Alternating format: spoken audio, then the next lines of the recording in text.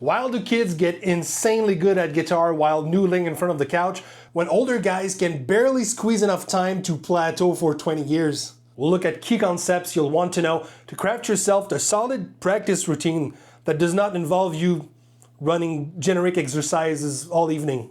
Then I'll get you some specific examples of what to learn depending on your goals and style. Let's go. So what do kids have that we don't? Time. And this lack of time actually turns out to be an advantage because we can't fool around. Our little practice time that we have needs to mean something. So pick an area of your playing you want to improve or a song you want to learn. If this was the last thing you could learn before you died, learn that. And remember, in anything, we improve on what we can do consistently and with intent. So there's no running scale while watching Netflix happening here. Short, focused sessions. 15 minutes a day is all you need. And I'm not joking here. In 3 days' time, you're not gonna see huge improvement. If you play 15 minutes a day for 6 months, you have no idea what's gonna happen. I'm currently doing even less than that. While learning thumping, I'm doing 5 minutes first thing in the morning, then 5 minutes just before bed. Expect a video on this in 3-4 weeks. Now, don't worry if you miss a day, but if you want to blitz to your goal, 5 days a week is very solid. I mean, that's 75 minutes a week. That's not a lot. We all watch TV more than that. Now, if you don't know where to start and you just want to improve at guitar in general, start here. Can you play every caged chord for all 12 notes? The goal here is not to be able to play these weird G shape or that D shape. I never play that shape. But I played this way a lot. I played this a lot. This one too. It's important to know that these notes are there and that you can play this chord all over the neck. To keep things musical, play a simple song, but let's say only using the C shape. Let's say I got A minor, G, C, G, E minor. Sounds like Metallica, doesn't matter. Maybe I want to play only C shapes. I got my A minor with the C shape, the C minor shape. C shape is C shape, doesn't matter. Then I got G with my C shape G. And then E minor. Got my C minor shape G. Can you play the pentatonic in all 5 shapes, all across the fretboard? If not, I would start with A minor, E minor, then C minor. I made a video covering why these 3 notes, but basically A is close to G and B, C is close to B and D, E is close to D and F. So if you know these 3, you can find the other ones very easily. I like to teach this with a 2-string pattern, going from one position to the other and adding position there. And usually over a backing track to keep things musical. And this teaches you to see a whole area of the neck instead of just one tiny box.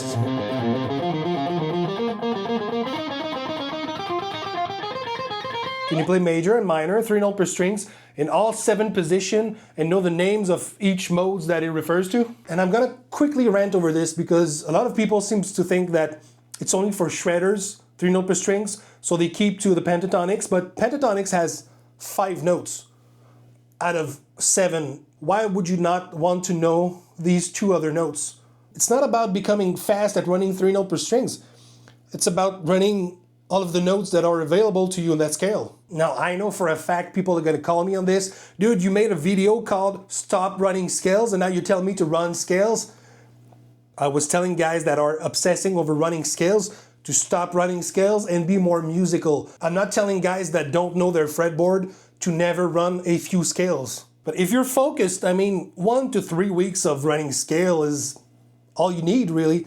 When you're comfortable playing, then you can stop running them up and down the neck and be more musical. Once you can play all of this, you're definitely an intermediate guitar player. Now, let's look at some more style-specific examples. First, if you're a rhythm guitar player, you're gonna want to focus on lead guitar ASAP. In every genre, it's extremely valuable to know the number of every chord in the scale. Example, in A minor, I got 1, 2, 3, 4, 5, 6, 7. Of course, these are linked to 1, 2, 3, 4, 5, 6, 7, the 7 notes of the scale. Now, why does this matter? It's music literacy. That means you can speak the music language with other people. Your bandmates are saying we're playing E minor, A minor, my bad. We're playing 1, 3, 6, 7. That's 4. 1, 3, 6, 4. Well, when you know this, you know exactly what chord to play. Is it a minor, a major? Is it a major 7 or a dominant 7? You know all of this. And if the singer says, I'm not feeling it in A minor, I want to play B minor. Sure, no problem. So that's 1, that's 3, that's 6, and that's 4. You can transpose everything. It's just a numbers game. I don't pretend to know how to really play jazz, but I can send you along the right path. You're gonna want to learn a lot of chords, okay? The 7, extended, altered, all of them, basically. Comping styles and solo jazz guitar. I'm not talking about lead jazz guitar. I'm talking about melody and rhythm at the same time, the bass line. Kind of like classical guitar, but it's slightly different. You also have to learn the jazz standards. These are songs that every jazz player is expected to know. Most of them are really cool. All of them are really old. Blues uses a lot of dominant 7 chords, but not the way jazz player play it. A lot of E shape and A shape. There's also a lot of blues standards. It's cool to know them because now you can hop in every open jam session in a bar. Hard rock got a lot of minor chords and major, a lot of power chords.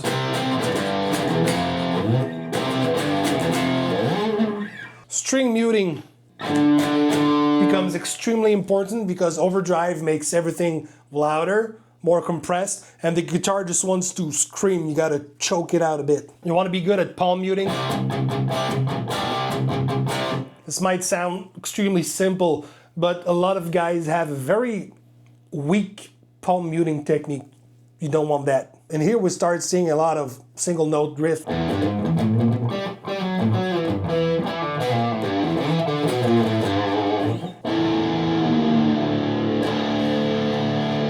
Nobody plays metal in E standard anymore, and I'm gonna tell you why right now.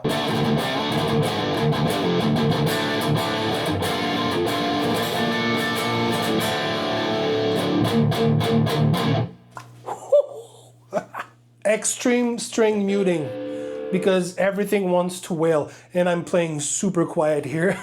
People like to say that distortion hides your mistakes, but it actually amplifies them a lot. Chugging. In metal, it's not called palm muting. Stop typing in the comments, I don't care. It's called chugging. Alternate picking. Galloping. Down picking, I suck at that. Pinched harmonics. Altered power chords, I don't know if we have a name for those. Basically G shape, G minor shape, C shape, C minor shape. Also have the 9th degree, right?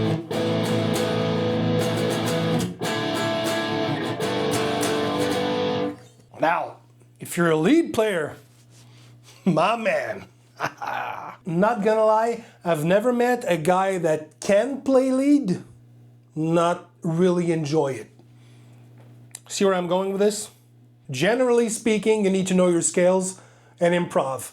Always over a backing track. Always keep it musical. Jazz legato, I'm not even gonna try to play it. It's not your typical Joe Satriani stuff. They like a very smooth, like all hammer-ons legato.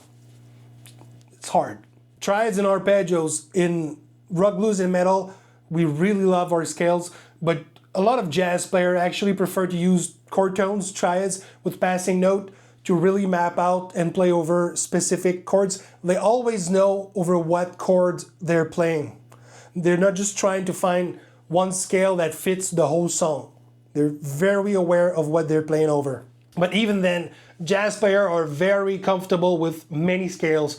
Weird scales like 1-tone scale or 8-note scale, octave playing. What is that? It's not jazz. That's Eric Johnson. What am I doing? Now, jazz looks intimidating. It is. But nothing is impossible to learn if you go one thing at a time. If you dig jazz, go for it. Bending. Probably no other genre makes a better use of string bending. Sometimes it's a little flat, sometimes it's a little sharp, but it's always tasty and emotional. In jazz, it's all about what notes you play. In blues, it's how you play that note. How emotional can you make it sound? You know, slides, double stop. It's not exactly my style. Try to be creative with your double stops, right? We don't need another Hendrix clone. Some people are great at alternate picking pentatonics like Joe Bonamassa. It's not my case. I always find it extremely harder than 3-note per strings for some reason. Maybe it's because we change string a lot.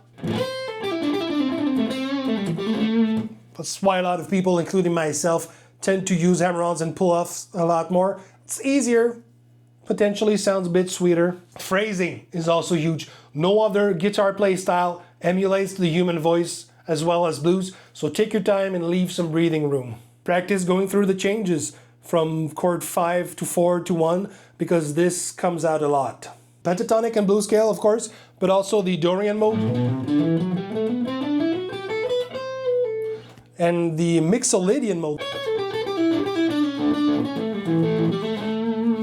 Everything that applies to blues is still relevant here. We see more alternate picking, less double stops. Compression and distortion changes the way we play a lot. We see a lot more of 3-note per strings here, so minor and major scales are very important. Pentatonic and blues scales are still very relevant here. We see a lot of 3-note per strings pentatonic ideas, and even 4-note per strings minor and major ideas. Metal has gotten very technical over the years. Too much for some people. I'm all up for it though. If you're a lead metal guitar player, it's expected that you can somewhat sweep pick. Tapping is also still very popular. I think we see more left-hand action than with our typical eruption lick.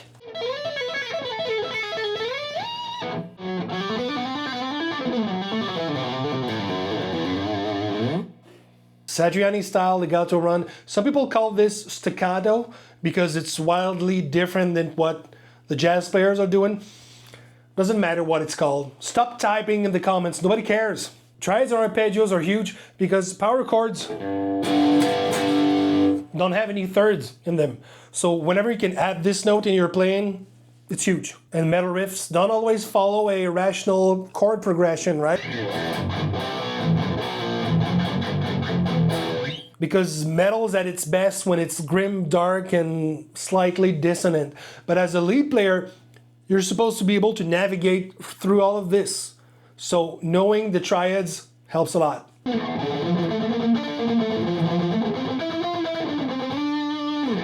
Double picking is used a lot in leads, but also chorus melodies. Scale-wise, you want to know minor and major, of course. You want to be comfortable with the Phrygian mode and Phrygian dominant. The harmonic minor. Challenge of the week. Pick the area you're the most scared to work on your playing and go at it 15 minutes a day, every day for at least 3 weeks. For example, triads and arpeggios. They're my favorite tool as a lead guitar player, and it took me 20 years to actually figure out how to use them creatively. Want to skip 20 years? Guys, I appreciate you watching the whole thing. Cheers. I'm losing my voice.